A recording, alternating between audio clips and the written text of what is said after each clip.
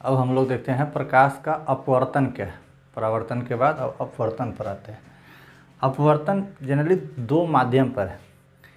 दो माध्यम प्रकाशता माध्यम, एक होता है विरल और एक होता है सघन। विरल किसको कहते हैं? जिसमें चलने में आसानी हो उसको विरल, जिसमें चलने में थोड़ा सा कठिनाई हो प्रकाश को चलने में। प्रकाश की चाल भिन्न भिन्न माध्यमों में अलग अलग होती है।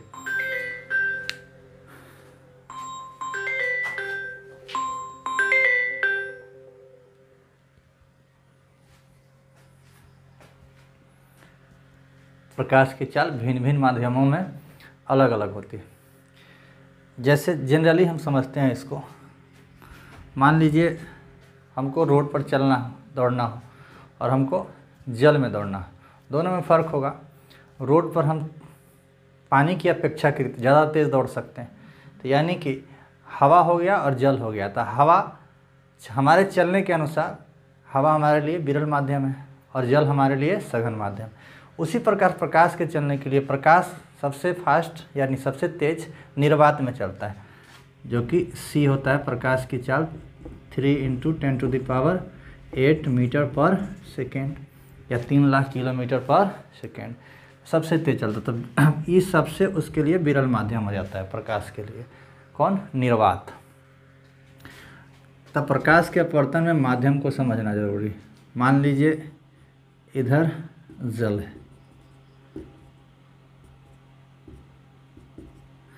ये हो गया आपका वाटर,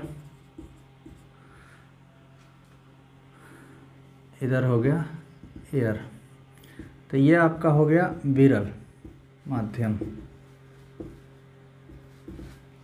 यानी रेयर मीडियम। ये हो गया आपका डेंसर मीडियम यानी कि सघन माध्यम।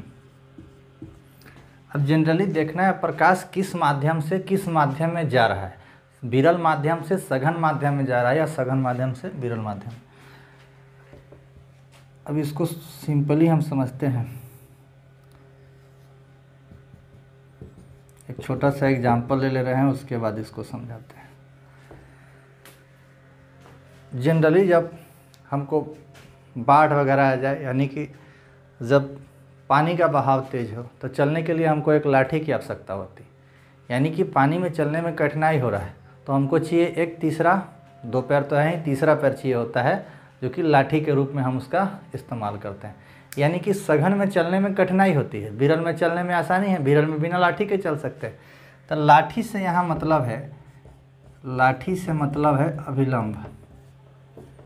अभिलंब यानी कि सघन में जब जाना हो तो लाठी के तरफ मुड़ेगा प्रकाश। जब विरल से सघन में जाता है तो यानी कि अभिलंब की ओर मुड़ जाता है। लेकिन यहाँ जब इधर से चले सघन से, तो ये अभिलंब से दूर हट जाएगा, क्योंकि अब लाठी की आवश्यकता नहीं है, तो लाठी से दूर हो जाता है। तो अब यहाँ पर आते हैं। तो प्रकाश मान लीजिए किस माध्यम से आया? हवा से आ रहा है, यानी कि विरल माध्यम से आ रहा है। जा किस में रहा है? सघन माध्यम में। तो अगर यहाँ पर हम लंब खींच दें तो इसके तरफ मुड़ जाएगा, यहाँ पर अभिलंब हो गया।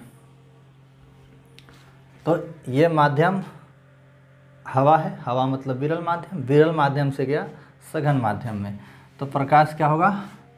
अभिलंब की ओर मुड़ जाएगा।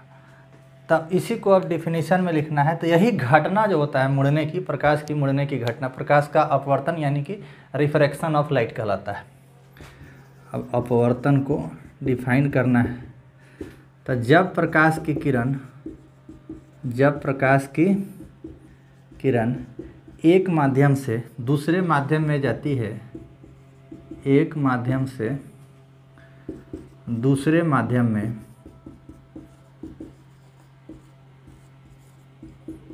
जाती है, तो वह अभिलंब से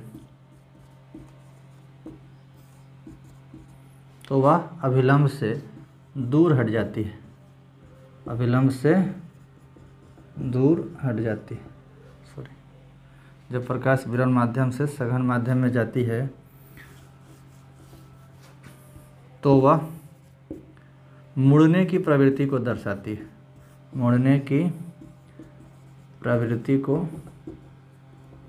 मुड़ने की प्रवृत्ति को दर्शाती है।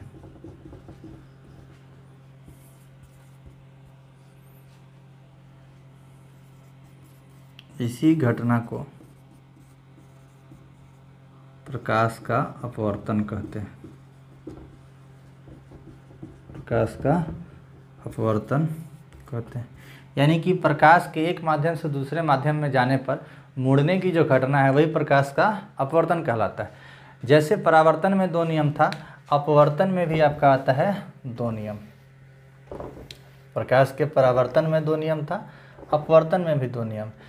पहला नियम एज लाइक सेम ही मान सकते हैं, उसमें परावर्तित किरण होता है, उसमें हो जाता है अपवर्तित किरण।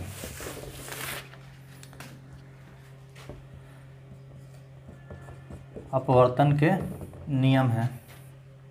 पहला नियम वही है इसमें भी ये हो गया आपतित आपका,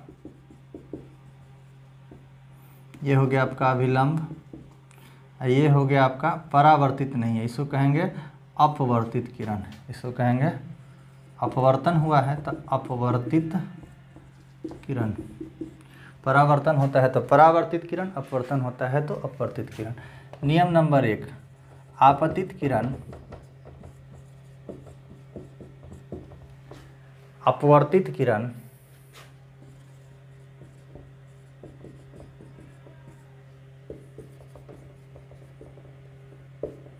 तथा अभिलंब तीनों एक ही तल में होते हैं, तथा अभिलंब तीनों एक ही तल, तल मतलब समतल में होते हैं। दूसरा नियम परावर्तन का था, आपतन कोण बराबर परावर्तन कोण, अरे इसमें हो जाता है आपतन कोण आई, इसमें भी आपतन कोण को आई, उसमें परावर्तन कोण को आर लिख रहे थे, इसमें अपवर्तन कोण को आर लिखते हैं। यानी कि इस दोनों का इस बार बराबर नहीं होगा, इस दोनों का अनुपात एक नियतांक होता है, लेकिन साइन के साथ।